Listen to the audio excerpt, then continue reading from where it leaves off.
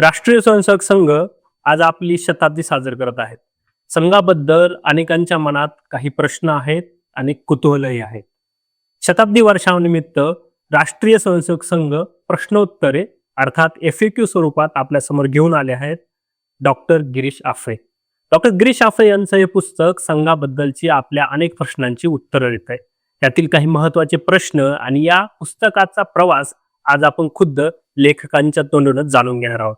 तुमचं स्वागत आहे आजच्या या पॉडकास्टमध्ये. नमस्कार डॉक्टर, तुमचं पॉडकास्टमध्ये स्वागत. पॉडकास्टमध्ये बोलवल्याबद्दल धन्यवाद. सर, पहिला प्रश्न माझा तुम्हाला असा असेल की संघाबद्दल असं FAQ स्वरूपातलं पुस्तक लिहावं अशी प्रेरणा तुम्हाला का आहे? तर ही प्रेरणा खरं 2016 या वर्षीच निर्माण झाली होती. कारण त्या वर्षी महाराष्ट्रामध्ये शिवशक्ती संगम हा एक संपूर्ण स्वयंसेवकांच्या एकत्रीकरणाचा कार्यक्रम झाला होता आणि लोक अनेक प्रश्न विचारत होते. त्यातले काही घेऊन एक छोटी पुस्तिका तयार केली. नंतर 2021 या वर्षी त्यात वाढ झाली आणि आता शताब्दी वर्ष आल्यामुळे वाढलेल्या प्रश्नांचा अंतर्भाव या पुस्तकामध्ये करून हे पुस्तक प्रकाशित करण्यात आलेलं आहे. संघाच्या स्थापनेपासूनच संघाला अनेक आरोपांचा सामना करावा लागला, अनेक प्रश्नांना भेडसावं लागलं. हे पुस्तक करत असताना प्रामुख्याने कोणते प्रश्न तुमच्या समोर होते आणि तुम्ही त्याच्या उत्तराची प्रक्रिया कशी पूर्ण केली? तर हे पुस्तक एखाद्या गाईड स्वरूपात लिहिलेलं आहे. शाळेत जसं एक विशिष्ट लेखकांची गाईड्स असत, प्रश्न आणि उत्तर लिहिले. संघाचा पहिला जो कालावधी गेला तो उपेक्षेचा होता, म्हणजे लोकांनी दुर्लक्षच केलं. जे संस्थापक होते आणि आद्य सरसंघचालक होते डॉक्टर केशव भैरम हेडगेवार, हे व्यवसायाने डॉक्टर होते आणि एवढं चांगलं करिअर भवितव्य असताना हा लहान मुलांना दूध खेळवतोय म्हणजे बहुधा हा कामातनं बाद झालेला माणूस आहे. लोकांनी दुर्लक्ष केलं होतं.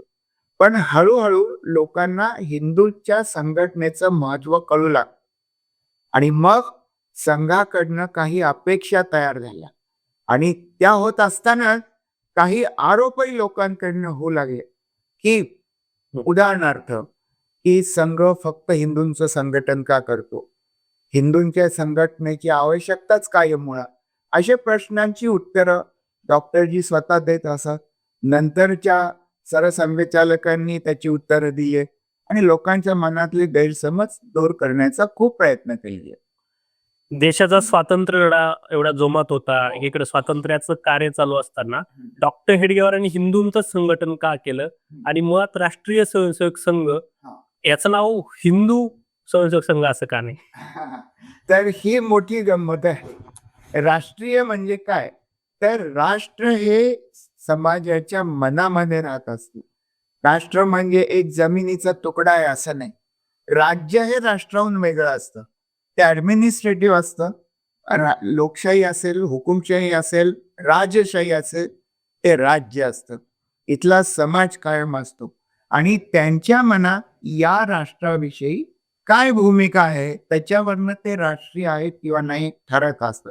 उदाहरण सांगतो, तुम्ही या भारताकडे काय म्हणून बघता, तर काही लोक माता म्हणून बघतात. त्याच वंदे मातरम आपण हे गीत सगळ्यांना माहिती आहे, राष्ट्रगान. संघाच्या प्रार्थनेमधली पहिलीच ओळ आहे की नमस्ते सदा वत्सले मातृभूमी, हे वत्सल मातृभूमी तुला नमस्कार असो.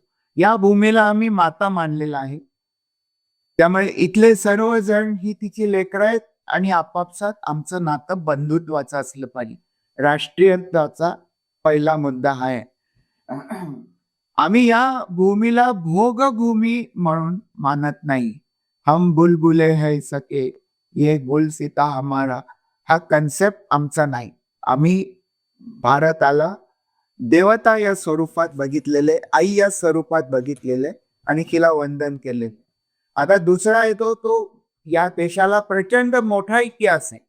10,000 किमान 10,000 वर्षांचा इतिहास आहे. मग त्याविषयी तुमच्या भावना काय असतात?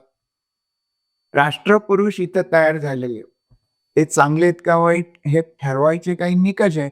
म्हणजे आपण म्हणतो रावण वाईट होता, प्रभू श्रीरामचंद्र चांगले होते. आपण म्हणतो युधिष्ठिर चांगला होता, दुर्योधन वाईट होता, औरंगजेब वाईट होता, छत्रपती श्री शिवाजी महाराज चांगले होते. हे चांगलं वाईट हे ठरवायचे निकष हे राष्ट्रीय कोण आहे हे ठरवत असतात. म्हणजे अफजल खानाचा कोथळा छत्रपती शिवाजी महाराजांनी बाहेर काढला असं ऐकताच काहींना आनंद होतो तर काहींना दुःख होतं. काहींना तो पीर आहे असं वाटतं, काहींना औरंगजेब हा खरा शासक आहे असं वाटतं. त्याच्यावरनं राष्ट्रीय का अराष्ट्रीय ठरत असतं.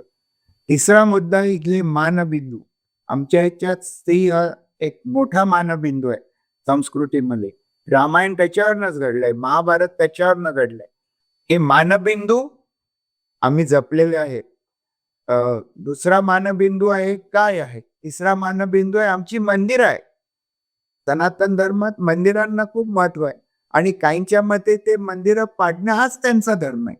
त्याच्यावरनं राष्ट्रीय कोण हे फरक असतं. म्हणजे थोडक्यात राष्ट्रीय ही भावना आहे आणि ती लोकांच्या मनात वसत. एकंदरीत राष्ट्रीयाचा गोषवारा तुमचा बघितला तर यात मुस्लिमांना स्थान आहे का, ख्रिश्चनांना स्थान आहे का? आहेच, नक्कीच आहे, नक्कीच आहे. हिंदू हा शब्द इथं उपासना पद्धत या अर्थी वापरत नाही संघामध्ये. त्याच्यामध्ये हा राष्ट्रीय याच अर्थी वापरलेला. हिंदूंसाठी एकच राष्ट्र आहे नाही, हिंदूंसाठी एकच राष्ट्र आहे आणि त्यांचे हे जे निकष सांगितले त्यांच्या मनात असायला पाहिजे, असतातच. ते संस्कार करायचं काम आपलं आहे. तर इतरांना ते का वाटू नये असे मानबिंदू आपले, तर त्यांना वाटलं तर ते संघात अवश्य येऊ शकतात. मुस्लिम फ्रंट अशाची एका संस्थेची स्थापना स्वयंसेवकांनी केलेली आहे, मुस्लिम नॅशनल फ्रंट, आणि तेही राष्ट्रीय विचारांनीच प्रेरित झालेले. असे अनेक मुस्लिम अँकर्स तुम्ही वेगवेगळ्या चॅनल्सवर बघता. राष्ट्रीय स्वयंसेवक संघाचं स्वातंत्र्य लढ्यातील योगदान याविषयी नेहमी चर्चा केली जाते. सौग स्वातंत्र्य लढ्यापासून अलिप्त राहिला होता असं बोललं जातं. नक्की वस्तुस्थिती काय? नाही, हे सगळं बिलकुल हे हेतवारोप आहेत. सांगतो, 1921 साली जेव्हा महात्मा गांधींचं असहकारिता आंदोलन झालं तेव्हा संघाची स्थापना वगैरे नसू झाली, पण डॉक्टर हेडगेवारांनी त्याच्यात सर्व शक्तीनिशी सहभाग घेतला आणि त्यांना 1 वर्षाचा सश्रम कारावास भोगलेला त्यांनी त्याच्यासाठी. नंतर स्वातंत्र्यासाठी विशेष काही आंदोलनं झालेलीच नाही. पण मध्ये भगतसिंग, राजगुरू, सुखदेव हे जे प्रकरण झालं त्यातल्या राजगुरूंना लपवून ठेवायचं काम स्वयंसेवकांनी नागपूर, वर्धा इत्यादी ठिकाणी केलेले. हे 2 सायमन कमिशनवरती बहिष्कार घालायचं आंदोलन देशभर झालं. त्यात जसं काँग्रेसचा पुढाकार होता, संघाचाही पुढाकार होता.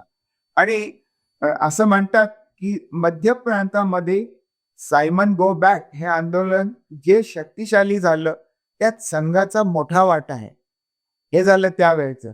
आता असहकारितेच्या आंदोलनानंतर 10 वर्षांनी महात्मा गांधीजींनी मिठाचा सत्याग्रह प्रारंभ केला.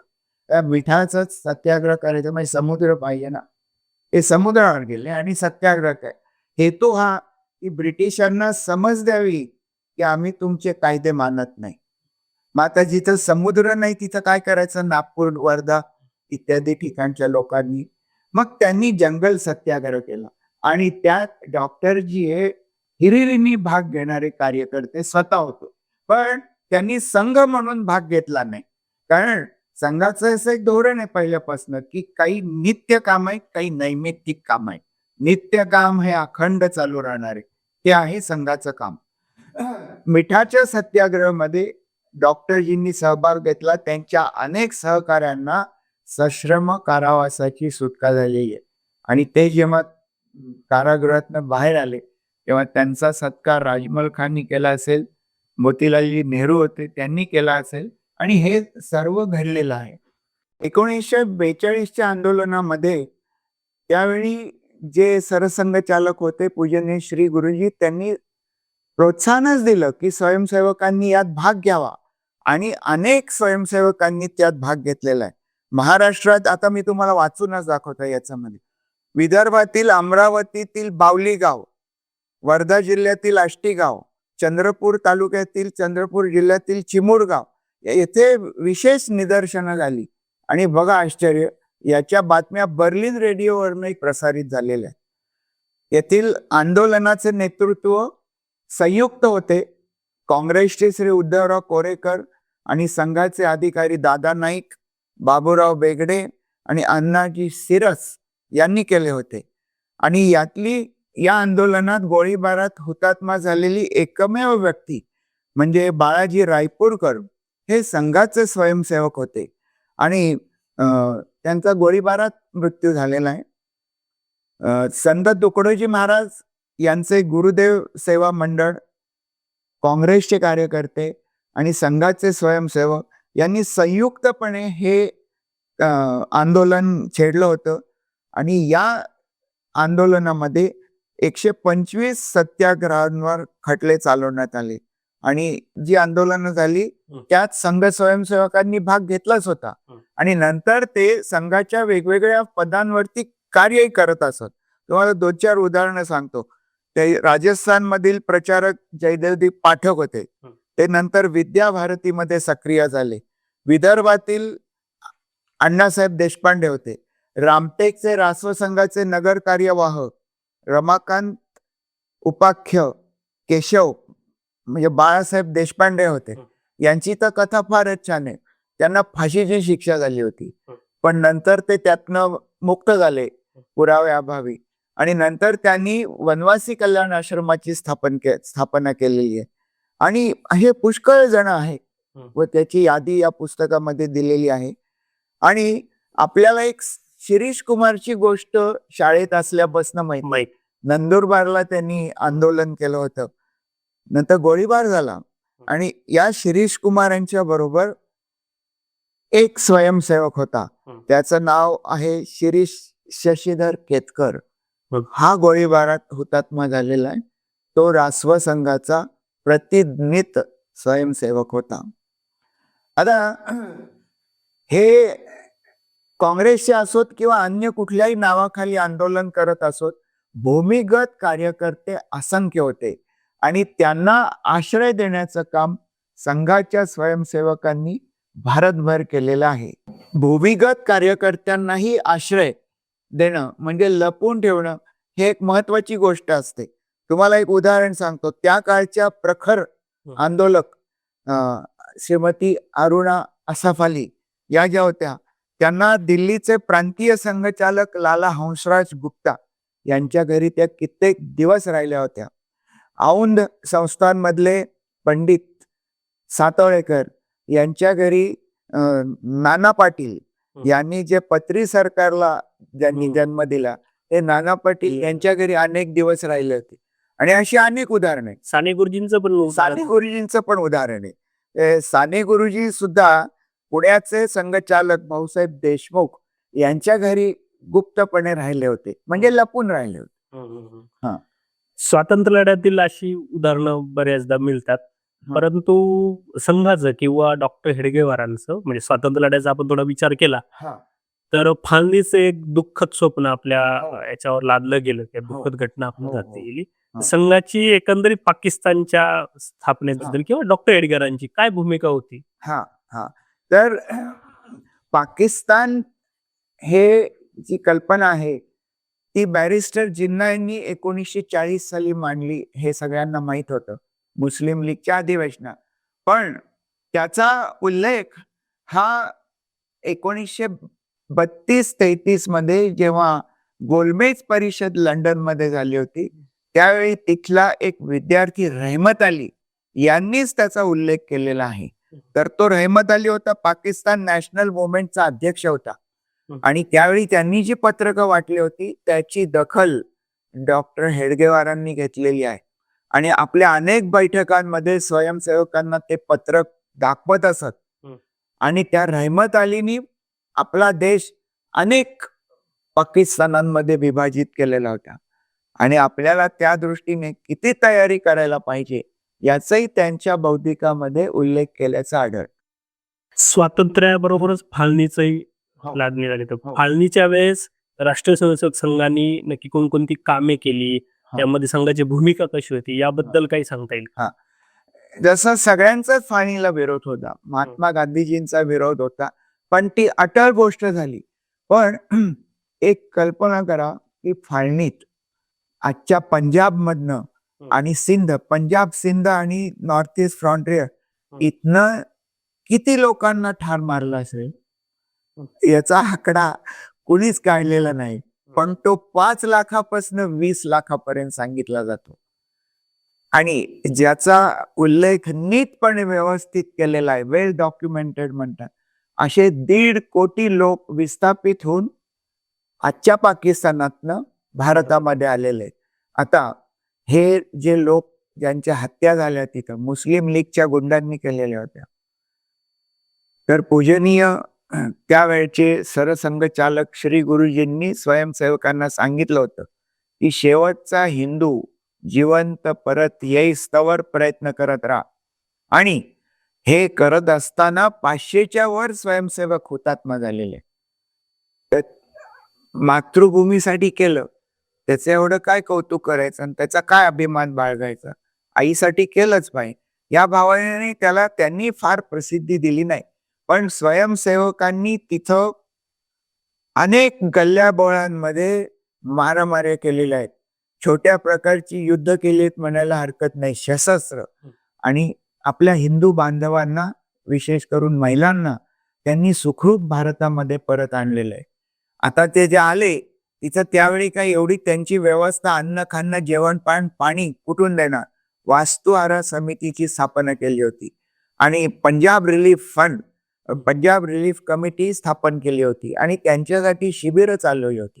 इनफॅक्ट याच कामामुळे संघावरचा विश्वास भारतीय सर्व त्या विस्थापितांच्या मनात प्रचंड वाढला होता. आपल्याला एक सांगणं आवश्यक आहे की स्वातंत्र्यापूर्वी लीगनी जी काही भारतातही बंडाळी केली होती, त्यात सुवर्ण मंदिर अमृतसरचं जिंकून घेऊन किंवा उद्ध्वस्त करून टाकायचा बेत होता आणि तो स्वयंसेवकांच्या कार्यामुळे विफल झालेला होता. हे वेल डॉक्युमेंटेड आहे. दिल्लीमध्ये सुद्धा स्वातंत्र्यानंतर लगेच दिल्ली काबीज करण्याचं कारस्थान झालं होतं मुस्लिम लीग तर्फे. रहमत अलीच्या नकाशातही आहे की पूर्व पाकिस्तान, पश्चिम पाकिस्तान यांना जोडणारा कॉरिडॉर दिल्लीमधनं जात होता. तोही स्वयंसेवकांच्या जागरूकतेमुळे आणि त्यांच्या प्रभावी कामामुळे विफल झालेला आहे. आणि कुठलं महत्वाचं काम केलं असेल सांगतो. काश्मीरचं विलिनीकरण भारतात कसं झालं त्याच्यासाठी सरदार पटेलांच्या पाठिंब्यामुळे म्हणा, प्रोत्साहनामुळे म्हणा, श्री गुरुजी हे महाराजा हरिसिंग यांना श्रीनगरमध्ये जाऊन भेटले आणि तुम्ही हिंदू राजे आहात, काश्मीरचा विलय हिंदुस्थानात होणं कसं योग्य आहे हे त्यांना पटवलं आणि त्यांचं मतपरिवर्तन करण्यामध्ये यांचा एक मोठा वाटा आहे, संघाचा मोठा वाटा आहे, श्री गुरुजींचा मोठा वाटा आहे. आपण स्वातंत्र्याच्या घटनेबद्दल बोलतोय आणि संघ म्हटलं का 2-3 प्रश्न नेहमी आजही उपस्थित केले जातात. विरोधकांकडून त्याचं मोठं हत्यार घेतलं जातं. पहिला प्रश्न म्हणजे संघ आणि गांधी हत्या आणि संघाने ती घडवून आणली, आजही तो अपप्रचार केला जातो. त्यातले खरे फॅक्ट किंवा तथ्य काय? तर ते खरं हे काही संबंधच नाहीये संघ आणि महात्मा गांधीजींची हत्या व्हायचा, पण विरोधकांनी त्याचं खूप मोठं भांडवल केलं. या विरोधकांच्या पक्षाचा किंवा नावाचा उल्लेख करत नाही. संघाला सुद्धा महात्मा गांधी आदरणीयच होते, पहिल्यापासूनच होते. आणि स्वातंत्र्य, एक तुम्हाला घटना सांगतो.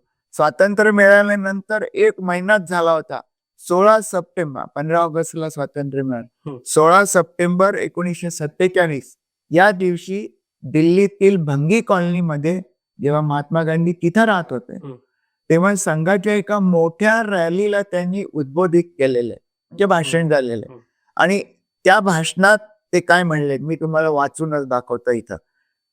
ते त्यावेळी जुन्या एका संघ शिबिराला त्यांनी भेट दिली होती त्याचा उल्लेख करतात. त्यावेळी संघ संस्थापक डॉक्टर हेडगेवार हयात होते. आता ऐका, कित्येक वर्षापूर्वी वर्ध्यामध्ये राष्ट्रीय स्वयंसेवक संघाच्या एका शिबिरात मी गेलो होतो. त्यावेळी त्यांचे संस्थापक श्री हेडगेवार हयात होते. श्री जमनालाल बजाज मला शिबिरात घेऊन गेले होते आणि तेथे मी या लोकांचे कडक अनुशासन, साधेपणा आणि स्पृश्यास्पृश्यतेचे संपूर्ण उच्चाटन बघून अत्यंत प्रभावित झालो होतो.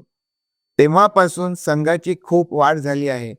मी नेहमीच हे मानत आलो आहे की जी संस्था सेवा आणि त्यागाच्या आदर्शाने प्रेरित असते तिची ताकद वाढतेच. हे महात्मा गांधींचं वचन आहे. ते जे हत्या नथुराम गोडसे यांनी केली ते शाखेचे काही काळ स्वयंसेवक होते, पण ते सोडलं त्यांनी.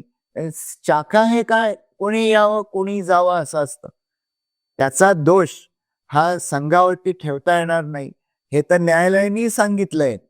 आणि त्याच्यानंतर 2-3 कमिशनही नेमली गेली होती. उदाहरणार्थ कपूर कमिशन. त्यांनी स्पष्टपणे उल्लेख केलेला आहे की यात संघाचा काही सहभाग नव्हता आणि सावरकरांचाही सहभाग नव्हता. म्हणून तर काही संघावरती झाली नाही ना कारवाई. पण विरोधकांना भांडवल मात्र करायचं असतं. स्वातंत्र्यानंतर एक नेहमी प्रश्न उपस्थित केला जातो हा. की राष्ट्रीय स्वयंसेवक संघ ही रजिस्टर्ड संघटना नाही, ती हा. संविधानाच्या चौकटीत नाहीये, हा. ती कसं काय काम करते, हा. नक्की फॅक्ट काय? हा, तर म्हणजे नोंदणी झाली आहे का संघाची, तर उत्तर नाही आहे असं. मग का नाही झाली हा दुसरा प्रश्न तुम्ही साहजिकच विचारणार. तर संघाची स्थापना ही इंग्रजांच्या आमदानीत झालेली आहे. त्यावेळी अशी नोंदणी करावी असा कुठलाही कायदा नव्हता. RSS is a body of individuals. अशी ते संघ समाजाकडे जाऊन पैसे गोळा करत नाही, आपापसातच ते गोळा केले जातात.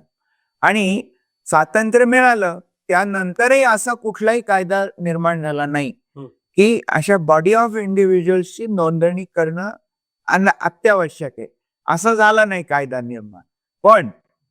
पण संघाच्या गुरुदक्षिणेतनं जे पैसे मिळतात ते फक्त स्वयंसेवक देत असतात, बाकीचे देऊ शकत नाही. त्या प्रत्येक शाखेने त्या प्रत्येक पैशाचा हिशोब ठेवला जातो आणि सरसंघचालकांनी सांगितलंय कुणी सरकारने मागितला तर आम्ही केव्हाही तो हिशोब द्यायला तयार आहोत. पण असं म्हटलं तर एक प्रश्न कायम उपस्थित होतो, संघ भारतीय संविधानाची चौकट पाळतो का? म्हणजे आमचं रजिस्ट्रेशन नाही, उद्या संघ अनेक असंविधानिक कामं करू शकतो का, असं काही लोकांचा आरोप असतो. नाही, यात काहीच अर्थ नाही. मग संविधानाने हे सक्तीचं करावं, नोंदणी करायची, त्याचा कायदा करावा, काही प्रश्न उरणारच नाही. संघाची संविधानाप्रती असलेली भावना नक्की काय आहे? संघाचे पूर्ण श्रद्धा आहे संविधानावर आणि संविधानानुसारच संघ काम करतोय. संघाने संविधान उल्लंघून काम केल्याचं एकही उदाहरण नाही. संघावर एक आरोप नेहमी होतो की संघामध्ये सगळे उच्चवर्णीय लोकच काम करतात आणि संघ समरसता म्हणत असतो. तर नक्की हे काय प्रकार आहे? नाही, हे हेत्वारोप आहेत आणि ते विरोधकांनी केलेले आरोप आहेत. संघामध्ये पूर्ण समरसता आहे, म्हणूनच संघ समरसतेचा प्रचार करतो.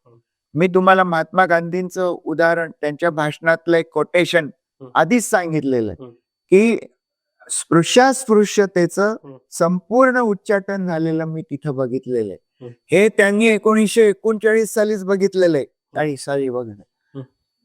आता तर त्यात अजूनच प्रगती झालेली आहे. त्यामुळे जी आता एक उदाहरण सांगतो तुम्हाला. विश्व हिंदू परिषदेची स्थापना झाली आहे, त्यावेळेचं बोधवाक्य काय एका श्लोकात सांगितलंय, हिंदवत सोदराः सर्वे न हिंदू पतितो भवेत, हिंदू रक्षा मम दीक्षा मम मंत्र समानता. ते त्याचं त्या उर्फीला अधिवेशन झालं, त्यातला एक सगळ्यात मोठा ठराव म्हणजे हा श्लोक आहे. सर्व हिंदू हे भाऊ आहेत, सख्खे भाऊ आहेत आणि समानता हा माझा मंत्र आहे. तर बोलणारे, आरोप करणारे हे त्यांचा हेतूच येतो. प्रत्यक्ष संघात तसं काही नाहीये. आणि जसजसे विविध स्तरावरचे कार्यकर्ते संघामध्ये येऊ लागले, त्यांना पटलंय की हे जे खोटे आरोप केले खरंच खोटे आहे, ते हळूहळू वरच्या पदावर जातच आहे, काही त्यात आश्चर्य नाही. आंबेडकरांनी संघ शाखेला भेट दिल्याचा एक उल्लेख मागे आढळला, त्याबद्दल काय? हो, ते डॉक्टर बाबासाहेब आंबेडकरांनी संघ शाखेला भेट दिल्याचा उल्लेख हा अनेकांनी अनेक वर्ष दडपला होता. पण नंतर केलेल्या संशोधनानुसार त्यांनीच स्थापन केलेल्या आणि चालवलेल्या जनता या वृत्तपत्रामध्ये आलेला आहे. तर त्यांनी 2 जानेवारी 1940 या दिवशी संघ शाखेला, कराड मधल्या संघ शाखेला भेट दिली होती. आणि त्यात ते म्हणतायत, संघाच्या शाखेला भेट दिली त्या प्रसंगी भाषण करताना ते म्हणाले, काही बाबतीत मतभेद असले तरी मी संघाकडे आपुलकीच्या भावनेने बघतो. तुम्ही मला सांगा, आदरणीय पूजनीय डॉक्टर बाबासाहेब आंबेडकरांनी संघाविरुद्ध काही लिहिलंय असं एखादं पुस्तक, लेख, एखादं वाक्य तरी सांगू शकताय कोणी? नाही. हा. या पुस्तकामध्ये तुम्ही संघाची कार्यपद्धती अतिशय छानपणे उलगडून सांगितलेली. या कार्यपद्धतीतून एक प्रश्न नेहमी येतो की सरसंघचालक महिला का नाही? नक्की आपल्या प्रेक्षकांना यातलं फॅक्ट काय? नाही, संघ हा आत्ता पुरुषांसाठीच आहे. तर संघाची कार्यपद्धती काय आहे, काम काय आहे? तर व्यक्ती निर्माण करणे, देशभक्त, स्वयं प्रेरणेने कार्य करणारा असा कार्यकर्ता तयार करणे, सज्जन शक्तीचं संघटन. त्याचं माध्यम काय आहे? शाखा चालवणे. शाखेचे अनेक कार्यक्रम असतात. उदाहरणार्थ साप्ताहिक एकत्रीकरण असतं, मासिक बैठका असतात आणि संघ शिक्षा वर्ग म्हणजे प्रशिक्षण वर्ग असतात. ते काही आठवडे चालतात. तर तिथं स्त्री पुरुष एकत्र राहणं हे कुठल्याही सभ्य समाजाला मान्यच नसतं. क्रिकेटची टीम बघा, स्त्रियांची वेगळी असते, पुरुषांची वेगळी असते. हॉस्टेल असतात, तिथं थोड्या मुला मुलींची वेगळी हॉस्टेल्स असतात. का असतात? तर हीच त्याची मागची विचारसरणी आहे. आणि राष्ट्रसेविका समिती हे महिलांसाठी संघाच्याच तत्वावर चालणारी ही महिलांसाठीची संघटना आहेच. महिला तिथं जातातच आहे. आणि शाखेमध्ये महिला नसल्या तरी संघाच्या स्वयंसेवकांनी ज्या विविध संस्था चालू केलेल्या आहेत त्यात महिला आहेतच आहेत, खूप प्रमाणामध्ये आहे. खरं तर आपले प्रश्न अजून किती घेतले तरी संपणार नाही. आपण जवळपास 50हून अधिक प्रश्नांची उत्तरं याच्यामध्ये अगदी सविस्तर पद्धतीने दिलेलं आहे. संघाच्या स्थापनेपासून, संघाचा हिंदुत्वाचा विचार असेल, संघाची शाखा असेल, प्रचारक नक्की काय असतात, संघाचं आर्थिक गणित नक्की कसं चालतं, संघाशी जोडून घ्यायचं असेल तर काय पद्धती आहे, इथपासून झालेला हा प्रवास, अगदी हिंदुइझम नक्की काय आहे, संघाची संविधानाबद्दलची, देशाबद्दलची एकंदरीत भूमिका काय आहे, असं सविस्तर तुम्ही या पुस्तकामध्ये मांडलेले. खरं तर आपल्या आजच्या विद्यार्थ्यांना एक प्रकारचं चॅटबॉट जे असं असतं, प्रश्न विचारलं का बॉट उत्तर देतं, तसं हे FAQ स्वरूपातलं पुस्तक आहे. अतिशय वाचनीय आणि अगदी कमी दरामध्ये भारतीय विचार साधना पुणे प्रकाशनने आपल्याला हे पुस्तक उपलब्ध करून दिलेले आहे. डॉक्टर गिरीश आपळे हे संघाचे अधिकृत प्रवक्ते किंवा तशा यांनी नाही, पण एक लेखक म्हणून त्यांनी या सगळ्या विषयाचा अभ्यास केलेला आहे आणि आपल्यासमोर संघाचं हे विचार मंथन आपल्यासमोर मांडण्याचा, FAQ स्वरूपात मांडण्याचा त्यांनी केलेला हा अतिशय सुंदर प्रयत्न आहे. सर, धन्यवाद. तुम्ही आमच्याकडे आलात आणि या पुस्तकाविषयी आणि पुस्तकाच्या निमित्तानं वेगवेगळ्या प्रश्नांवर आपल्याशी चर्चा केली. धन्यवाद. आणि तुम्ही इथं मला बोलवलं आणि विचार व्यक्त करायची संधी दिलीत त्याबद्दल तुमचेही मनपूर्वक आभार. धन्यवाद.